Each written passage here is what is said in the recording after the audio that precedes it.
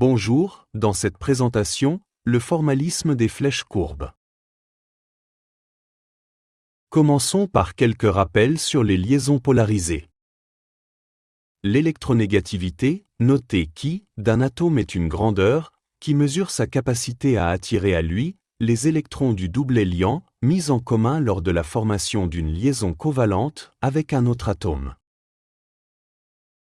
Voici par exemple la valeur de l'électronégativité des atomes de carbone, d'hydrogène, d'oxygène, d'azote et de chlore. Une liaison covalente entre deux atomes est polarisée si la différence d'électronégativité entre ces deux atomes est supérieure ou égale à 0,4. Par exemple, la liaison OH est polarisée car la différence d'électronégativité entre l'atome d'oxygène et l'atome d'hydrogène vaut 3,44 moins 2,20, soit 1,24, bien supérieur à 0,4.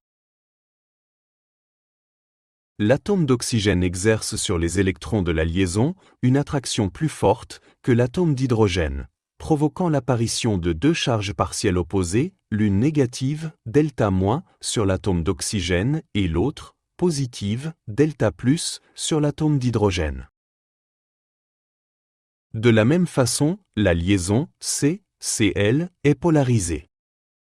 L'atome de chlore, plus électronégatif que l'atome de carbone, porte une charge partielle négative, delta-, et l'atome de carbone porte une charge partielle positive, delta+. Ainsi, lorsqu'une liaison entre deux atomes est polarisée, l'atome le plus électronégatif porte une charge partielle négative, delta-, et l'autre atome, une charge partielle positive, delta+. On notera que la différence d'électronégativité entre les atomes de carbone et d'hydrogène est inférieure à 0,4. Les charges partielles portées par les atomes sont très faibles et la liaison CH n'est pas polarisée. Voyons maintenant comment identifier, dans une entité chimique, les sites donneurs et accepteurs de doublets d'électrons.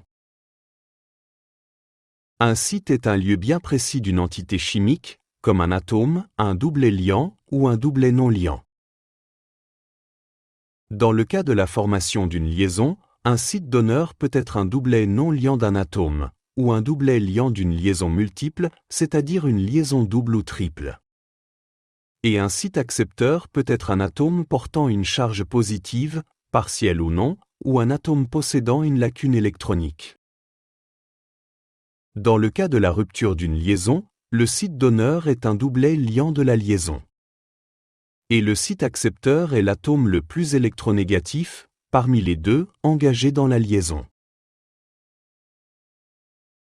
Lors d'un acte élémentaire d'un mécanisme réactionnel, la formation et la rupture des liaisons peuvent s'expliquer par les interactions entre les sites donneurs et les sites accepteurs de doublets d'électrons. Le mouvement d'un doublet d'électrons est représenté par une flèche courbe tracée très précisément du site donneur vers le site accepteur. Par exemple, trois actes élémentaires forment le mécanisme réactionnel de la synthèse du diméthyléther, dont voici le premier acte.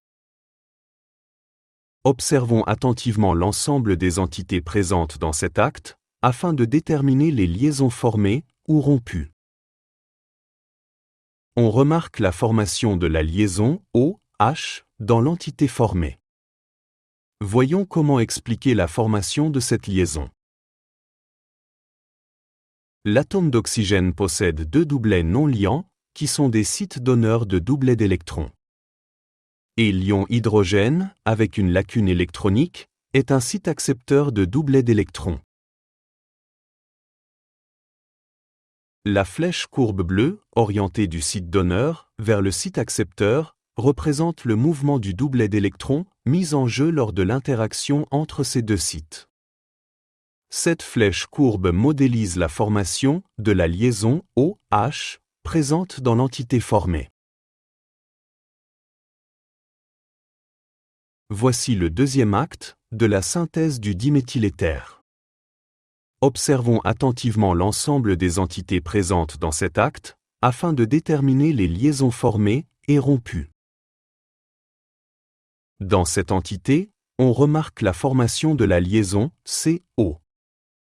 Voyons comment elle s'est formée. Dans cette entité, l'atome d'oxygène possède deux doublets non liants, qui sont des sites donneurs de doublets d'électrons. Dans cette autre entité, l'atome de carbone est engagé dans une liaison polarisée, avec un atome d'oxygène, plus électronégatif que lui. Ainsi, cet atome de carbone porte une charge partielle positive, c'est un site accepteur de doublets d'électrons. La flèche courbe bleue, orientée du site donneur vers le site accepteur, représente le mouvement du doublet d'électrons mis en jeu lors de l'interaction entre ces deux sites.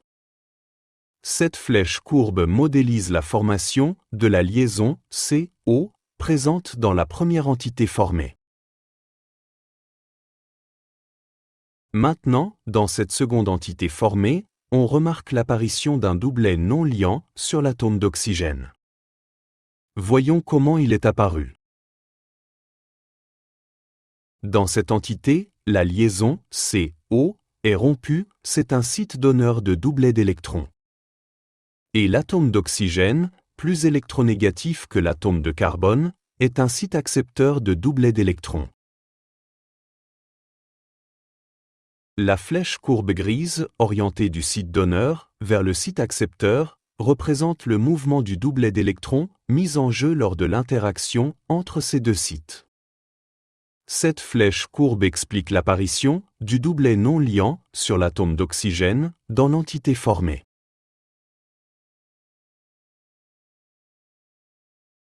Enfin, voici le troisième et dernier acte de la synthèse du diméthyléther.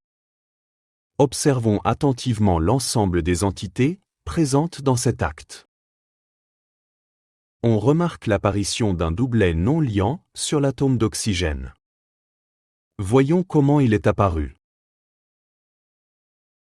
La liaison OH est rompue, c'est un site donneur de doublets d'électrons. Et l'atome d'oxygène, plus électronégatif que l'atome d'hydrogène, est un site accepteur de doublets d'électrons. La flèche courbe bleue, orientée du site donneur vers le site accepteur, représente le mouvement du doublet d'électrons mis en jeu lors de l'interaction entre ces deux sites. Cette flèche courbe explique l'apparition du doublet non liant sur l'atome d'oxygène dans l'entité formée. Cela vous a aidé? Merci de liker cette vidéo et de s'abonner à la chaîne.